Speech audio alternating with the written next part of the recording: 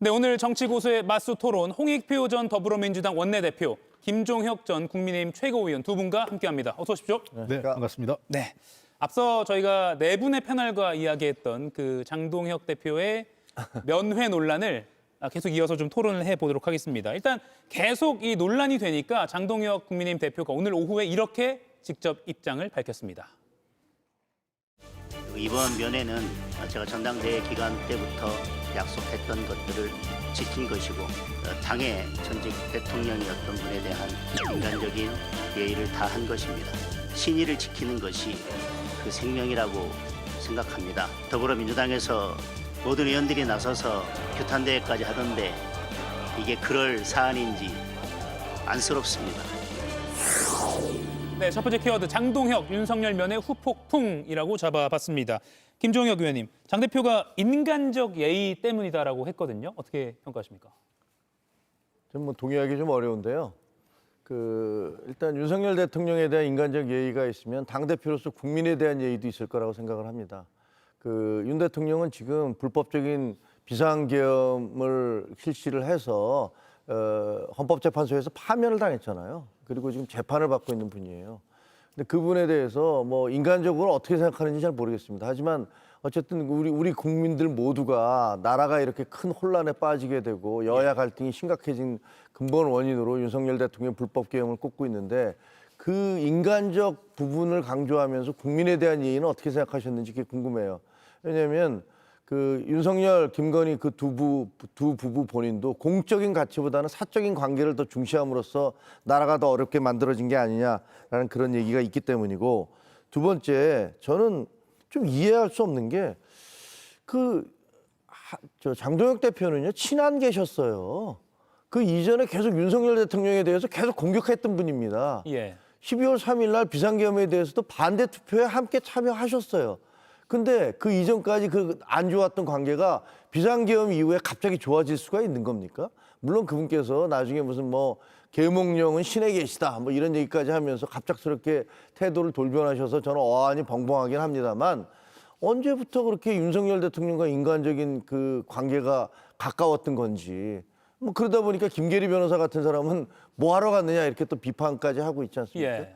그것도 이해가 잘 안 되고요. 세 번째로 신의를 얘기하시잖아요. 신의를 얘기하시는데 어떻게 보면 이제 지금 정치인 되신 지 한 3년 됐지 않습니까? 3년 사이에 이제 국민의힘 대표까지 하고 계신데, 처음에 친윤이었다가 그다음에 친한이었다가 친김문수였다가 그다음에 다시 친윤으로 되신 거 아닙니까?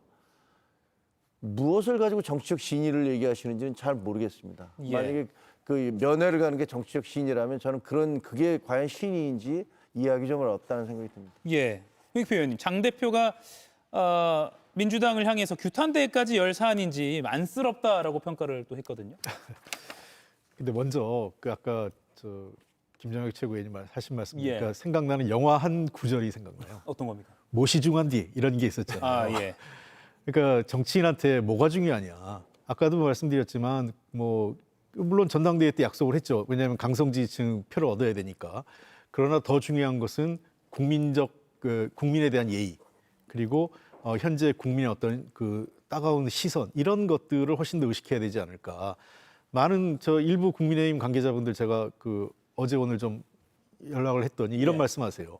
국감해가지고 열심히 우리가 한 점 한 점 따고 있는데 한 방에 다 무너뜨렸다, 이런 얘기를 합니다. 뭐가 되냐 우리는. 그러니까 벌써 이번 한 주 논란이 장동혁 대표의 윤석열 전 대통령 면회로 다 이슈가 덮어진다, 이렇게 얘기를 하는 거죠.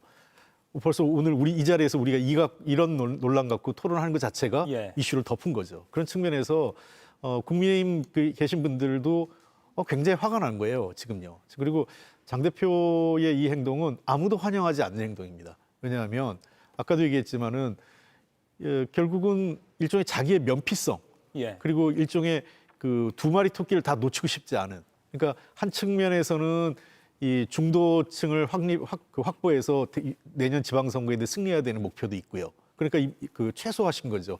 아주 일반 면회를 해서 조용한 시점에, 그리고 아마 그런 기대도 있었을 것 같아요. 지금 국감식이고 많은 논란이 있으니까 예. 이게 빨리 덮이겠지 하는 기대감이 있었던 것 같습니다. 그다음에 예. 두 번째는 어쨌든 윤석열 전 대통령에 대한 그 면회를 그 약속을 했기 때문에 강성지 지청한테 이걸 내가 했다, 약속을 지켰다. 그래서 이 사람들한테도 최소한의 면피를 하고 싶은 그런 생각이 있었던 것 같은데 제가 보기엔 그쪽에서도 불만, 김계리 변호사 입장이 나온 거죠. 뭐 하러 했냐, 이게 왜 했냐 이런 얘기가 나오고 한쪽에서는 이게 뭐가 중요하냐, 국민보다 윤석열 대통령에 대한 충성, 그 사람에 대한 예의가 더 중요하냐 이런 비판이 양쪽에서 나오기 때문에 어느 한쪽도 환영하지 못한다고 생각해요. 뭐 저도 뭐 이게 뭐 저 그 전 그 의원들이 모여서 규탄 대회를 할 필요까지 있냐 생각을 하면서도 예. 저는 그 뭐 이거 해야 되냐 말아야 되냐 이게 중요한 게 아니라 장동혁 대표는 이 처신이 국민들로부터 어떻게 평가받는지에 대해서 먼저 스스로 생각해야 돼요. 매우 잘못된 조치입니다. 행동입니다. 예. 그 페이스북에 글을 밝힌 걸 보면 성경 말씀 기도로 단단히 무장하고 계셨다라고 했거든요. 이것도 어떻게 보면 글쎄요, 보수 기독교계를 노렸다 이런 분석도 있던데요. 그래서 저는 그 윤석열 전 대통령은 그 집권 기간 동안에 원래 이제 후보 토론 때도 손바닥에 왕자를 쓰고 나오셨고, 그다음에 그 이후에 뭐 건진이라든가 천공이나 천공 스승이니 뭐 이런 사람들에 의해서 예. 영향을 받는 게 아니냐, 무속과 연관이 있는 게 아니냐라는 비판을 많이 받으셨잖아요. 그리고 그 김건희 여사 같은 경우도 본인이 뭐 어지간한 사람들보다는 내가 훨씬 낫다라고 얘기하면서 그런 얘기까지 이제 했을 정도니까 뭐 그런데 이분이 요새 뭐 지난번에도 체포영장 발부될 때 뭐 속옷 차림으로 성경을 읽고 있었다 뭐 이렇게 얘기를 하는데 예. 만약에 본인이 정말로 무슨 회개를 해서 그 기독교에 귀의했다면 그걸 뭐라고 할 수는 없어요. 그런데 아시다시피 기독교에 귀의할 때 가장 기본적인 것은 그거잖아요. 본인에 대한 잘못에 대한 회개예요. 주님 제가 잘못했습니다. 저의 죄를 사하여 주십시오 아닙니까? 예.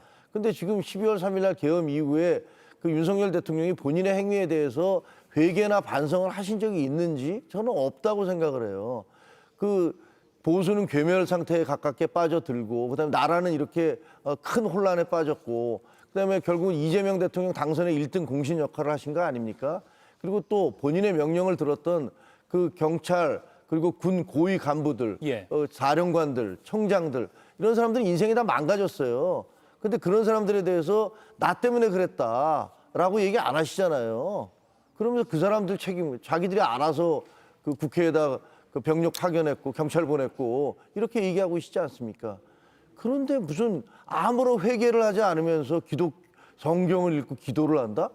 그게 정말 이해가 잘 되지 않아요. 그래서 이거 전달한 게 뭐 변호사들도 뭐 성경 읽고 있었습니다. 예. 뭐 그 장동혁 대표도 성경과 기도를 하고 있습니다. 기독교 정말 신실하게 믿으시는 분들은 기분 나쁘실 것 같아요. 이게 뭐 하는 건가?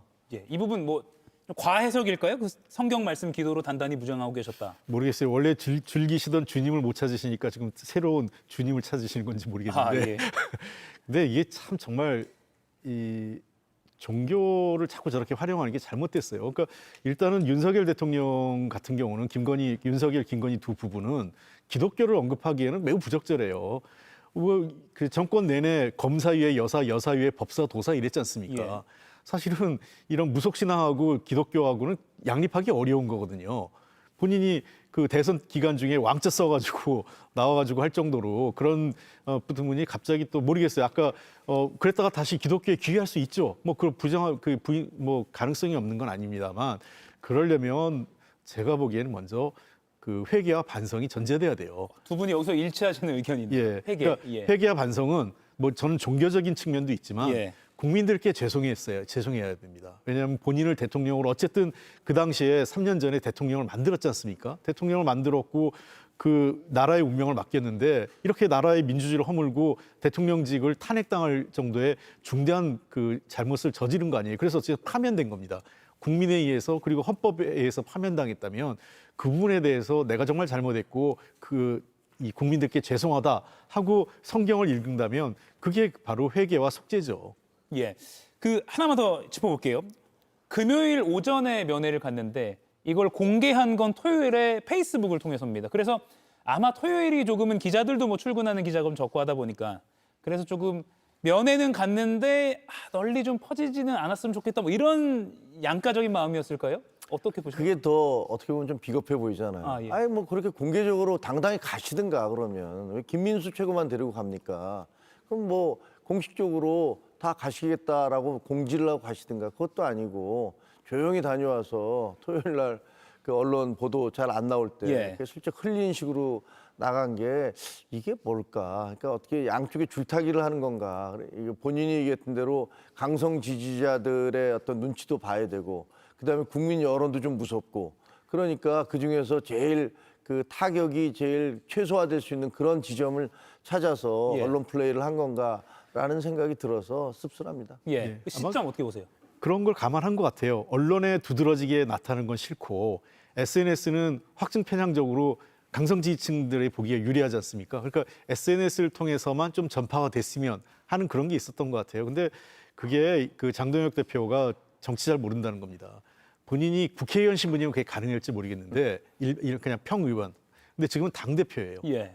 그리고 그 더군다나 윤어게인 세력하고 연계돼 있다고 강력하게 지금 비판받고 있고 당내에서도 그에 대한 문제 제기를 하고 있는 시점이기 때문에 그 문제에 직면하게 되는 거죠. 민주당이 규탄대회까지 하는 건 이유는 뭐겠어요? 민주당으로서는 어쨌든 최근에 솔직히 민주당 입장에서 얘기할게요. 그 부동산 이슈나 국감 때문에 민주당 입장에서 약간 어려운 것도 있어요. 이재명 정부하고 그런 문제가 이 문제를 일단 다 그 일단은 이슈가 한 바퀴 또 전환되는 거예요. 그런 측면도 그러니까 민주당 입장에서는 당연히 규탄대회까지 하고 강력하게 드라이브 걸 수밖에 없는 거죠. 예, 그 부분인데요. 장동혁 대표가 오늘 부동산 정책을 전면적으로 비판을 했습니다. 뭐 문 정권의 흑역사를 그대로 따라가면서 대실패를 예고하는 거다라고도 했고요. 또 정부 부동산 TF 구성을 논의하기도 했다라는 것도 있는데 이게 다 뉴스에 안 나오고 면회 소식만 나오고 있단 말이죠. 정무적으로도 상당히 좀 부적절했다 평가가 당내에서 나올 것 같습니다. 아니 뭐 일단 보수 언론이라는 조중동과 예. 한국일보까지 모두 다 뭐 진보 언론은 얘기할 것도 없고 다 사설에서 난 그렇게 일제히 똑같은 사설이 나오는 건 처음 봤습니다. 예. 그렇게 비판하고 있지 않습니까? 그리고 화제 중심이 확 바뀌어버리고 있잖아요. 사실 그동안에 그 토호세부터 시작해서 김현지 뭐 논란이라든가 캄보디아 사건 굉장히 공격할 거리가 많아요. 그리고 뭐 민주당에서 지금 제대로 대응을 못 하고 있는 것도 있고. 그런데 이런 부분이 장동혁 대표가 지금 거기 갔다 옴으로 해서 예. 당장 뭐 여기서도 지금 저희가 이 논란을 하고 있지 않습니까? 네. 아마 이게 아니었으면 저희가 굉장히 민주당을 공격하는 아마 우리 홍익표 의원님 상당히 난감했을 그런 상황일 수도 있어요. 예. 근데 저렇게 방향을 확 틀어버리는 게 도대체 무슨 정부적 판단인지를 잘 모르겠어요. 네. 예. 뭐 비판 많이 받으실 뻔했는데 오늘 그러니까 이슈 자체가 예. 안 그랬으면 뭐 여러 가지 아무래도 국감 시기이기 때문에 민주당 정부 여당이 좀 그 어려운 걸 우리가 주제를 삼았지 않겠어요? 예, 지적을 받는 입장이니까요. 그렇죠. 또. 뭐 예. 부동산 문제라든지 아무래도 그 정부 여당으로서는 방어적인 입장을 취할 이슈가 우선될 텐데 당장 제가 오늘 다른 방송에서도 이 문제 상당히 얘기했고 오늘 지금 JTBC에 와서도 이걸 하기 때문에 이것 자체가 제가 보기에는 이슈가 프레임이 전환된 거예요. 프레임이 기존에 약간 좀 민생 문제라든지 또는 정부 여당에 대한 비판적 문제가 하나 갖춰지고 있었다가 다시 내란 이슈가 더 강화되는 거죠. 예.